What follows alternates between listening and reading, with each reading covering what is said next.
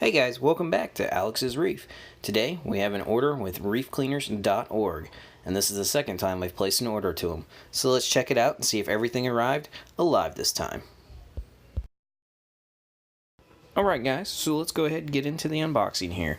As you can see, it comes through the USPS priority shipping mail, so it takes 2 to 3 days unless you want to do the express shipping, which is $34. Otherwise, the priority shipping is only $10.50.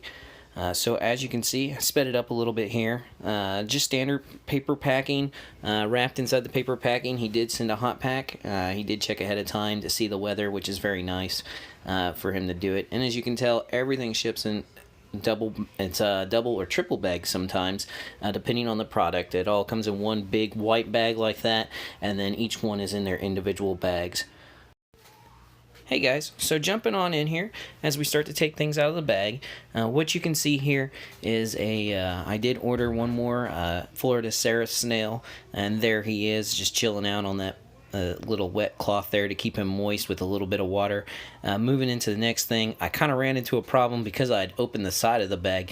What I didn't know is that over there at Reef Cleaners, to make sure that all these bags stay upright in there, they go ahead and tie the top of these little baggies into the knot.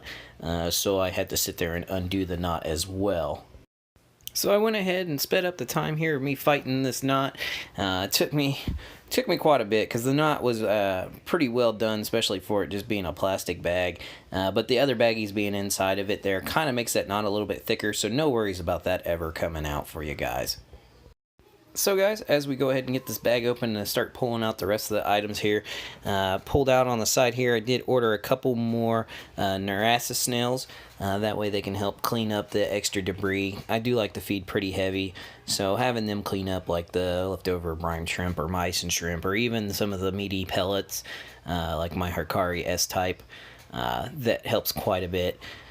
In the next order, I did order a portion of their Pods Plus, which is all kinds of pods, all kind of isotopes, isopods, all kinds of things into one package there. And that was actually double bagged. Moving on to the next item. Moving on to that next item, I decided to move those into the tank so they could start acclimating. That way we can have more room here. I did order some of the miniature Seraph snails as well. These guys have been pretty cool. I do like them. They actually do quite a bit of work in the tank, although they are pretty small. And if you take a flashlight and put it up next to your tank every night, they will eventually herd over to that one side and be there that whole time. Had some more periwinkle snails. They don't do very much, but I do like them. They do get in the super small crevices. They just, like I said, they don't do very much. They also sit above the water. Ordered in a couple more hermit crabs for the tank as well. I did specify to him because I just kind of ordered a random assortment of them. It could have been any number of them. That I just didn't want any thin leg hermit crabs because, you know, I don't want something that can get it up to 4 inches in that tank. And we did also order some Caulerpa palm macroalgae to put in the tank as well. So guys, with that going in, you can see how that was packed. It was packed pretty nice. Alright guys, moving on over, we're just going to do some temperature acclimation here for them, and I do that for about 30 minutes or so, and then I start to take them all out of the bag, and then we'll start doing a drip acclimation for them. But this way, at least everything has time to get acclimated to the water's temperature. That way there's no shock between the shipping from them leaving their tanks and then being in those bags and going through maybe multiple temperature swings for the couple days that they're in shipping, and then coming here and going straight into that tank. So, as you can tell, not very much of the cleaner crew is out right now. Most of them are in that bags, although there is still some cleaner crew in there. But like I said, we're acclimating them, putting in more of a reinforcement here to help out the tank.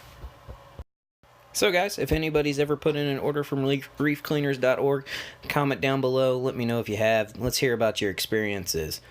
Alright guys. Moving on over, we have the drip acclimation. Here I've taken them all out of their bags except for that Caulerpa palm, that macroalgae. I'll just put that straight in the tank, but everybody else is going to get drip acclimated for about another 15 minutes or so. Alright guys, so these pictures came straight from the reefcleaners.org website. So this is the Florida snail, and I have a couple of these in the tank, and what I notice is that they like to stay in the sand. Sometimes they clean the rocks, but mostly clean the sand and stay inside of it and burrow inside of it. Moving on over to the mini seraph snails. Now these guys sit there and they'll hide in the sand quite a bit, but they come out every night. They go on the glass, they go on the rocks, they go everywhere. They clean my frag plugs, they do everything, and they're pretty small, so they're pretty nice. They fit in a lot of small crevices and cracks, so they get the job done in a lot of areas that the bigger snails can't do. Keep it in line with the miniature snails, we move over to the zigzag periwinkle snail. Now this guy is about as big as a pinhead, slightly larger.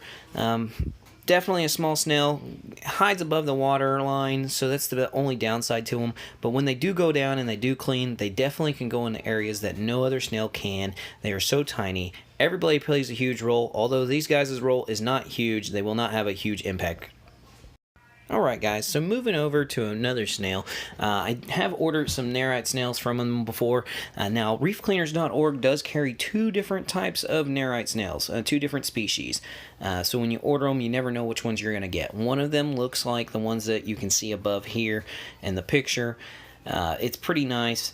They don't get super big at all. The other type is much larger. The shell's a lot darker. Now, when I placed my first order, I had gotten both types. Two of the smaller ones like you see, and one of the larger ones. And the one that was the larger one is the one that I always had to go hunt the snail every day and try and find him to make sure that he was in the tank or near water, because these guys do carry water in their shells, so they can survive above and out of water for an extended period of time.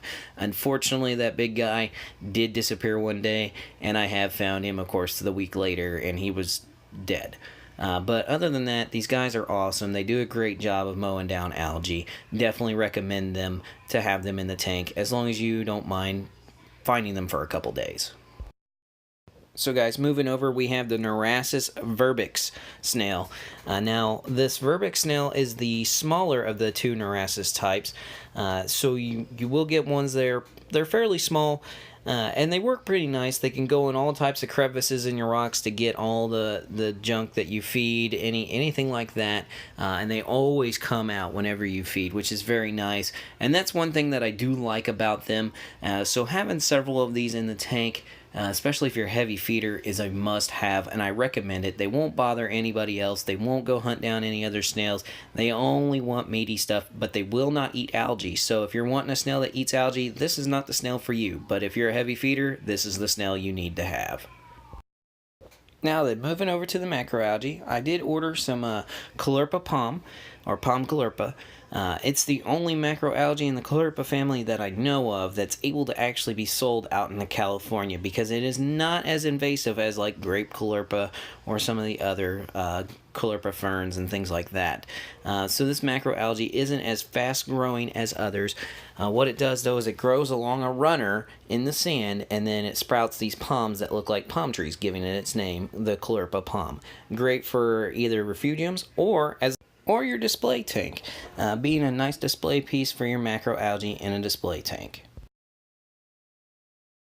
Alright, so something that actually did sneak in on the order on one of the runners of that palm caulerpa actually was a fairly small piece of Hemdalia macroalgae, or also known as the money algae, for the coin-shaped leaves that it grows. Now, the Hemdalia macroalgae does consume calcium in your tank because it does grow its leaves one link at a time, and they do kind of harden up so that they are a little bit protected.